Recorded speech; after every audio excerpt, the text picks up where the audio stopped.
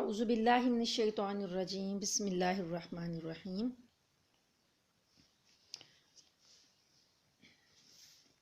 آج کا ہمارا سبق سورہ آل عمران آیت نمبر 14۔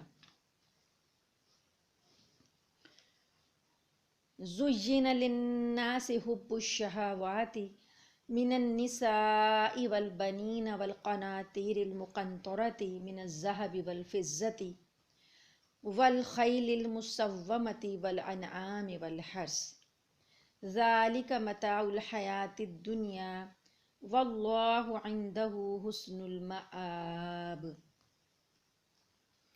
زُيِّنَ زینت دی گئی، خوشنما کر دی گئی، للناسی لوگوں کے لیے، حب الشہوات حب محبت کو کہتے ہیں، شہوات مرغوب چیزیں جو کہ انسان کے نفس کو دل کو اچھی لگتی ہوں، مرغوب چیزیں جو ہیں ان کی محبت لوگوں کے لیے خوشنما کر دی گئی۔ اب مرغوب چیزیں کیا ہیں وہ تفصیل اللہ تعالیٰ لسٹ ایک دے رہے ہیں۔ من النساء مرغوب چیزیں مثلاً کیا ہیں؟ عورتیں، پہلے نمبر پر ہیں عورتیں، والبنین دوسرے نمبر پر بیٹے، والقناطیر اور ڈھیر، المقنطرتی جمع کیے ہوئے، ڈھیر جمع کیے ہوئے کس چیز کے؟ مال کے۔ کون سا؟ من الذہبی سونے کے، والفضتی اور چاندی کے، یعنی ڈھیروں ڈھیر مال جو ہے سونے چاندی کے۔ اس وقت سکے چونکہ کوائنز سکوں کی شکل میں ہی مال استعمال ہوتا تھا، درہم اور دینار، تو یہ جو جیسے کہ جمع کرتے جائیں تو ایک ڈھیر بن جائے، تو والقناطیر المقنطرتی، والقناطیر اور ڈھیر، المقنطرتی جمع کیے ہوئے، ڈھیر لگائے ہوئے، من الذہبی سونے کے، والفضتی اور چاندی کے، والخیل اور گھوڑے۔ سواری کا اس وقت بہترین اور تیز رفتار جو ذریعہ تھا وہ گھوڑا تھا، تو آج کے حساب سے آپ اپنی گاڑیاں اور ہیلی کاپٹر اور جہاز لے سکتے ہیں۔ والخیل اور گھوڑے، والخیل المسومتی اور گھوڑے، مسومتی نشان زدہ، نشان زدہ وہ ہوتے ہیں جو خاص طور پر تیار کیے جاتے ہیں، آپ اپنے مقصد کے لیے تیار کرتے ہیں، جنگ کے لیے، نشانہ بازی کے لیے، نیزہ بازی کے لیے، اور جنگی تربیت جن کو دی جاتی ہے، اس طرح ایک خاص خصوصی طور پر جو تیار کیے جاتے ہیں سواریوں کے لیے، تیز رفتار، برق رفتار، وہ۔ والخیل المسومتی اور گھوڑے نشان لگے ہوئے، والانعامی اور مویشی، ان مویشیوں میں جو چوپائے ہیں، گائے اور بیل اور بکریاں، بھیڑیں، جو کہ انسان کی ضروریات کے لیے کام آتی ہیں، اس کا ذخیرہ بھی جو ہے انسان کو اس کی سے بھی محبت ہوتی ہے کہ میرا مال مویشی جو ہے وہ بہت زیادہ ہو۔ والحرث اور کھیتی، کھیتیاں، زمینیں، اور پیداوار کے لیے جو جتنی زیادہ زمین ہوتی ہے اتنی پیداوار حاصل ہوتی ہے، جتنی زیادہ باغ ہوتے ہیں، کھیتیاں ہوتی ہیں، اس کے بھی انسان کے دل میں محبت چاہت ہوتی ہے، وہ خوش ہوتا ہے کہ اس کے پاس زیادہ سے زراعت کی چیزیں ہوں، وہ زیادہ اس سے مال کما سکے۔ تو یہ دیکھیے کہ اللہ تعالیٰ نے ان ساری چیزوں کی محبت جو ہے دلوں میں مرغوب رکھی ہے۔ اللہ تعالیٰ فرماتے ہیں کہ ان چیزوں کی محبت لوگوں کو اچھی لگتی ہے، لوگوں کے دلوں میں خوشنما جو ہے وہ لگتی ہے اور وہ ان سے محبت کرتے ہیں۔ تو یہ سب چیزیں کیا ہیں؟ ذالک متاع الحیات الدنیا، یہ ساری کی ساری چیزیں دنیا کا فائدہ ہیں، دنیا کی زندگی کا ساز و سامان ہیں۔ متاع کہتے ہیں ساز و سامان کو، حیات زندگی دنیا کی، یہ سب چیزیں دنیا کی زندگی کا فائدہ ہیں، دنیا کی زندگی کا ساز و سامان ہیں۔ واللہ اور اللہ، عندہ اس کے پاس ہے، حسن المآب اچھا ٹھکانہ۔ اور یہ دنیا کا ساز و سامان جو اتنا اچھا ہمیں لگتا ہے، اللہ فرماتے ہیں کہ میرے پاس اس سے بھی زیادہ اچھا ٹھکانہ موجود ہے، تو یہ تو میں نے دنیا کے لیے آپ کو یہ دیا ہے۔ ان چیزوں کی محبت انسان کو اللہ تعالیٰ سے غافل کر دیتی ہے۔ تو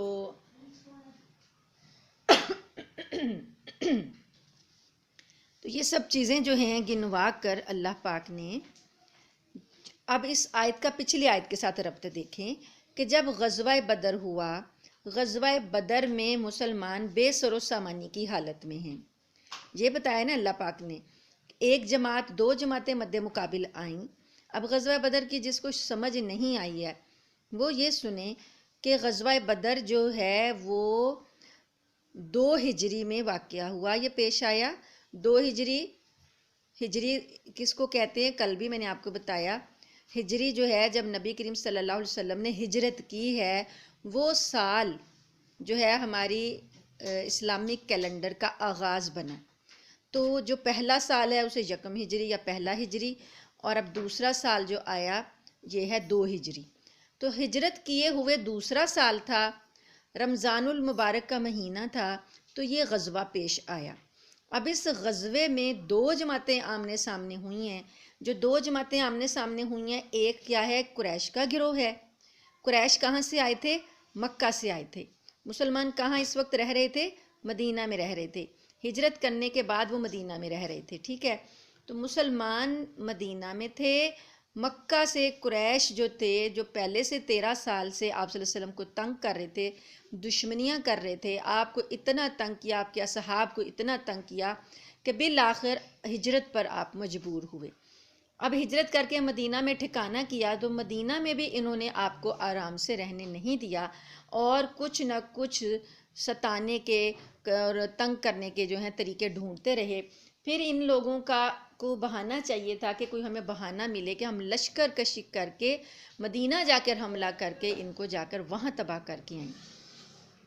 اب یہ بدر کا معاملہ جو ہے، اس میں کیا ہوا کہ ایک قافلہ جو تھا، تجارتی قافلہ آ رہا تھا قریشیوں کا، مکہ والوں کا، ابو سفیان کی سرکردگی میں. ابو سفیان کی سرکردگی میں وہ قافلہ آ رہا تھا.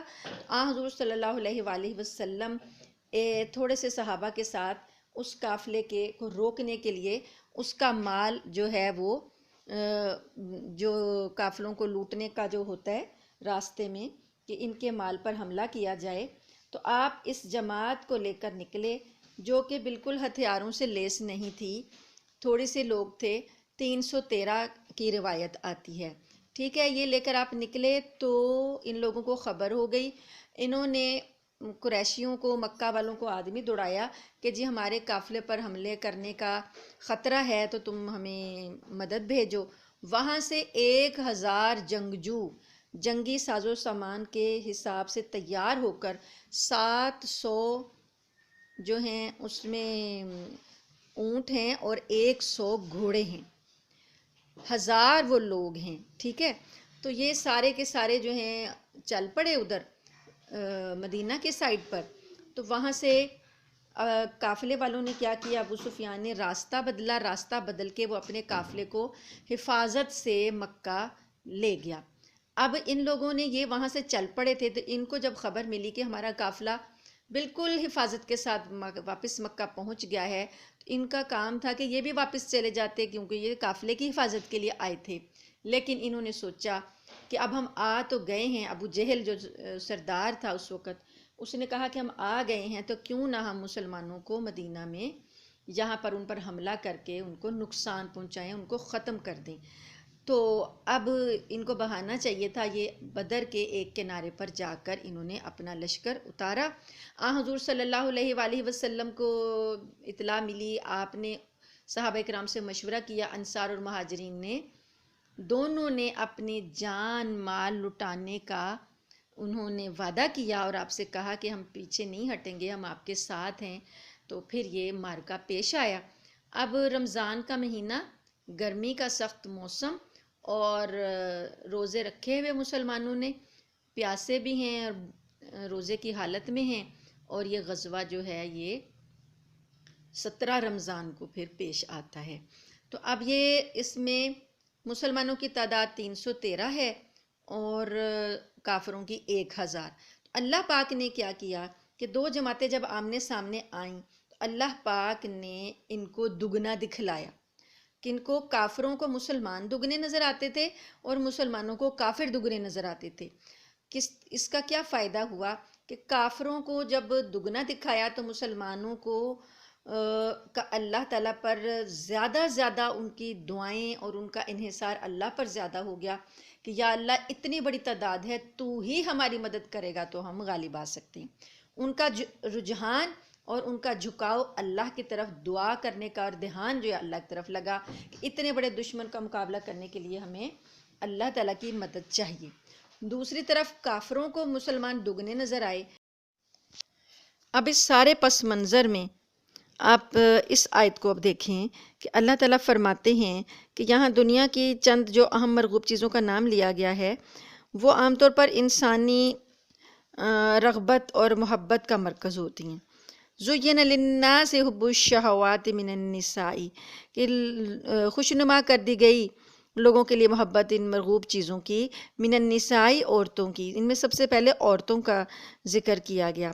تو دنیاوی لذتوں اور دنیاوی جو شہوتوں کی یہ جو انتہا ہوتی ہے یہ انہی چیزوں سے جب چلتی ہے تو اسی وجہ میں سب سے پہلے جو انتہا کی جو چیز ہے نا وہ عورت ہے، تو اس وجہ سے اس میں سب سے پہلے عورتوں کا ذکر کیا گیا۔ حدیث شریف میں آتا ہے، حضور صلی اللہ علیہ وآلہ وسلم کا ارشاد ہے کہ میرے بعد مردوں کے لیے عورتوں سے بڑھ کر کوئی فتنہ نہیں کہ جو مردوں کے لیے ضرر رساں ہو۔ اور یہ حضور صلی اللہ علیہ وآلہ وسلم نے اپنے صحابہ کرام کو آگاہ کر دیا تھا کہ ہاں کہ جب کسی شخص کی نیت نکاح کر کے زنا سے بچنے کی ہوگی تو پھر بے شک یہ ایک نیک کام ہوگا۔ اسی لیے پھر رغبت دلائی گئی شریعت میں، نکاح کا حکم دیا گیا۔ بہت سی احادیث ہیں جن سے نکاح کرنے کی فضیلت جو ہے وہ بتائی گئی ہے۔ تو حضور صلی اللہ علیہ وآلہ وسلم نے دنیا کے فائدوں میں سے ایک فائدہ نیک بیوی بھی بتایا ہے۔ آپ کا فرمان ہے دنیا ایک فائدہ ہے اور اس کا بہترین فائدہ نیک بیوی ہے کہ خاوند اگر اس کی طرف دیکھے تو یہ اسے خوش کر دے، اور اگر حکم دے تو یہ بجا لائے، اور اگر وہ کہیں چلا جائے تو اپنے نفس کی اور خاوند کے مال کی حفاظت کرے۔ تو معلوم ہوا کہ یہ عورتیں جو ہیں محبوب چیزوں میں سے ہیں نا۔ اللہ تعالیٰ نے کہا کہ دنیا میں میں نے جو یہ حب الشہوات ہیں من النساء، عورتوں کو محبوب رکھا ہے۔ تو عورتیں جو ہیں حضور صلی اللہ علیہ وآلہ وسلم کو بھی عورتیں جو ہیں وہ اچھی لگتی تھیں۔ آپ کا فرمان ہے، حضرت عائشہ فرماتی ہیں کہ سب سے زیادہ محبوب آپ کو عورتیں تھیں، اور ہاں گھوڑے ان سے بھی زیادہ پسندیدہ تھے۔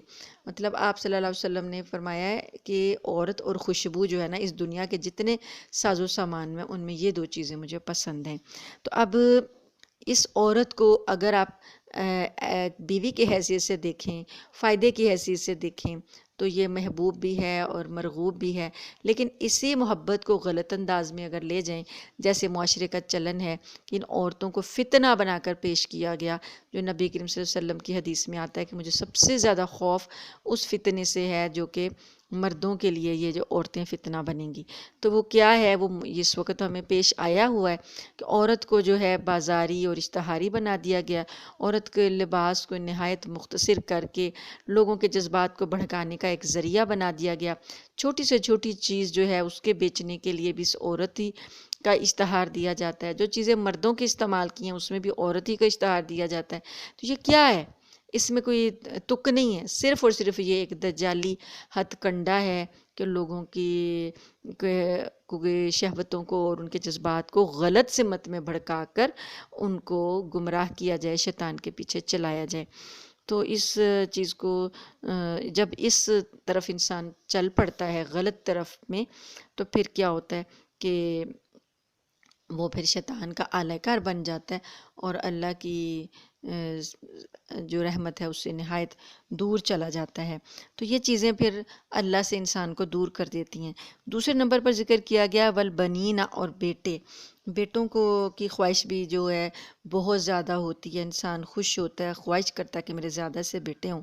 تو بیٹوں کی محبت میں بھی انسان غلط سلط راہوں پر چل پڑتا ہے۔ بچوں کی محبت میں، اولاد کی محبت میں جو ہے رشوت اور لیتا ہے اور حرام مال کھاتا ہے اور کسی کا مال غبن کرتا ہے، کچھ کرتا ہے۔ یہ سب چیزیں جو ہیں یہ بھی اس محبت میں انسان کو اندھا کر دیتی ہیں۔ تو تیسرے نمبر پر جو ذکر کیا گیا والقناطر المقنطرۃ کہ ڈھیر ڈھیروں ڈھیر کس کے؟ من الذہب، سونے کے، والفضة اور چاندی کے۔ تو یہ سونے چاندی کی جو محبت ہے، یہ جمع کیے ہوئے خزانے جو ہیں، یہ بھی محبت انسان کو اللہ تعالیٰ سے دور کر دیتی ہے اگر یہ محبت حد سے بڑھ جائے۔ چوتھے درجے میں خوبصورت اور فربا گھوڑے، والخیل المسومتی، مسومتی نشان لگے ہوئے، تیار کیے ہوئے، جنگ کے لیے یا سواری کے لیے یا نیزہ بازی کے لیے، یا اپنے خاص ان کی پرورش کر کے ان کو کسی مقصد کے لیے جب تیار کیا جاتا ہے، تو یہ محبت جو ہے، یہ سواری کے کام بھی چونکہ آتے تھے اس وقت، سب سے زیادہ برق رفتار، تیز رفتار سواری یہی تھی۔ تو گویا سواریوں کی جو محبت ہوتی ہے، سیر و تفریح کے لیے انسان جاتا ہے، تو ان سواریوں کی محبت جو ہوتی ہے وہ بھی غالب آ جاتی ہے اور غلط سمت میں انسان کو لے جاتی ہے۔ آج کل آپ ان گھوڑوں کی جگہ آپ جہاز اور ہیلی کاپٹر اور بڑی بڑی کاریں اور بڑی بڑی اچھی برانڈ کی لینڈ کروزریں اور بہت زیادہ پرتعیش جو ہیں سواریاں جو ہیں، وہ ان کو سمجھ لیں کہ ان کی محبت کو دیکھ لیں کہ کتنی محبت ہوتی ہے انسان کو، ایک سے ایک بڑھ کے سواری لینے کی وہ کوشش کرتا ہے۔ تو اس کے ساتھ 5ویں نمبر پہ چوپایوں اور مویشیوں کی محبت، والانعام والحرث، کہ یہ محبت انسان کے ذریعہ معاش میں آتی ہے۔ یہ چوپائے جو ہیں اس میں اونٹ، گائے، بھینس، بھیڑ اور بکری، اس کی محبت جو انسان کا ذریعہ معاش ہوتی ہیں، تو ظاہر ہے اس سے بھی اس کو محبت ہوتی ہے۔ اور کھیتیاں جو باغات، پھل اور غلہ اناج اگانے والی زمینیں، یہ سب انسان کے لیے مرغوب چیزیں ہیں۔ ان مرغوب چیزوں کو ذکر کرنے کے بعد، یہ لسٹ ایک فہرست دینے کے بعد، اللہ تعالیٰ فرماتے ہیں کہ ذالک متاع الحیات الدنیا، یہ تو دنیا کی زندگی کا سامان ہے، واللہ عندہ حسن المآب، اور اللہ کے پاس تو بہت ہی اچھا ٹھکانہ ہے۔ اللہ تعالیٰ نے اس سے زیادہ اچھا ٹھکانہ تیار کر رکھا ہے۔ حضور صلی اللہ علیہ وآلہ وسلم کی حدیث مبارکہ ہے کہ اللہ پاک نے اپنے بندوں کے لیے ایسی چیزیں تیار کر رکھی ہیں جن کو نہ کسی آنکھ نے دیکھا، نہ کسی کان نے سنا، اور نہ کسی دل میں اس کا خیال ہی پیدا ہوا۔ ایسی نعمتیں ہیں کہ انسان کے وہم و گمان میں نہیں آ سکتی، کہ جو اللہ پاک نے اپنے مومن بندوں کے لیے جنت میں تیار کی ہوئی ہیں۔ اگلی آیت نمبر 15 میں دیکھیے، قل کہہ دیجئے، او نبیکم، کیا میں تمہیں بتاؤں، خبر دوں، بخیر من ذالکم، بہتر اس سے، یعنی یہ چیزیں جو ذکر کی گئیں اس سے بھی بہتر کی میں آپ کو خبر دوں، للذین اتقوا، ان لوگوں کے لیے جو پرہیزگار ہیں، تقوی والے ہیں، ان کے لیے اللہ پاک نے اس سے بھی زیادہ اچھی چیزوں کی خبر دی ہے۔ وہ کیا ہے؟ عند ربہم، ان کے رب کے پاس، جنات، باغات ہیں، جنتیں ہیں، تجری، بہتی ہیں، من تحتها الانہار، اس کے نیچے، ان کے نیچے نہریں بہتی ہیں، یعنی ایسے باغات ہیں، اوپر باغات ہوں گے اور نیچے سے نہریں بہہ رہی ہوں گی۔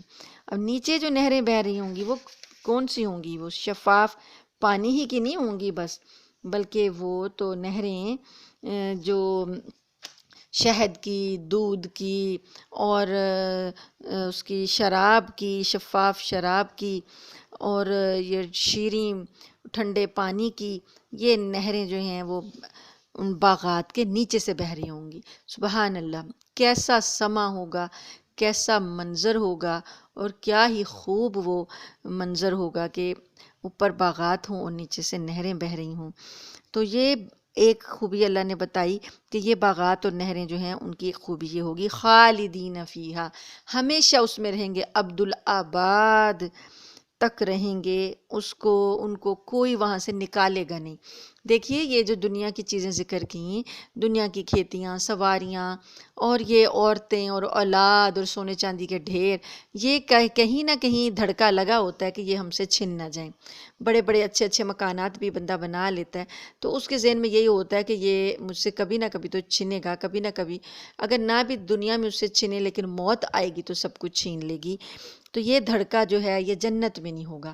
جنت میں جو چیز اللہ تعالیٰ دیں گے وہ ہمیشہ ہمیشہ کے لیے ہوگی، وہ کبھی چھینی نہیں جائے گی، کبھی وہ ضائع نہیں ہوگی، کبھی وہ خراب نہیں ہوگی، اس کے کھو جانے کا کوئی غم فکر کچھ بھی نہیں ہوگا۔ خالدین فیہا، ہمیشہ اس میں رہیں گے، ہمیشہ ہمیشہ کے لیے وہ بخش دی جائیں گی، عطا کر دی جائیں گی۔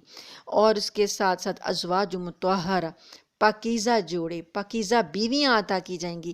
پہلے لسٹ میں بھی عورتوں کا ذکر کیا نا کہ عورتوں کو کی محبت جو ہے وہ دلوں میں مرغوب ہے، تو اللہ تعالیٰ یہاں پہ جنت میں بھی اپنے بندوں کو انعام کے طور پر پاکیزہ بیویاں عطا کریں گے۔ دیکھیں بیوی کی جو صفت ہے اللہ نے ذکر کی، ایک ہی صفت ذکر کی ہے پاکیزہ، کہیں پر بھی آتا ہے جو انعام کے طور پر بیویاں ملنی ہیں ان کی یہی صفت ذکر کی جا رہی ہے پاکیزہ، تو یعنی گویا جو کردار کی پاکیزگی ہے وہ کتنی زیادہ اہمیت کی حامل ہے کہ اللہ تعالیٰ جنتیوں کو بھی جو پاکیزہ عورتیں دیں گے ان کے لیے اللہ پاک نے ان کو پاکیزہ کا ذکر کیا کہ ان کی صفت یہ ہوگی کہ وہ پاکیزہ ہوں گی۔ وَرِضْوَانٌ مِّنَ اللَّهِ، اور اس سب سے بڑھ کر ایک یہ بات کہ اللہ کی خوشنودی، اللہ کی رضا جو ہے وہ حاصل ہوگی، اور واللہ بصیر بالعباد، اور اللہ تعالیٰ اپنے بندوں کو دیکھنے والا ہے۔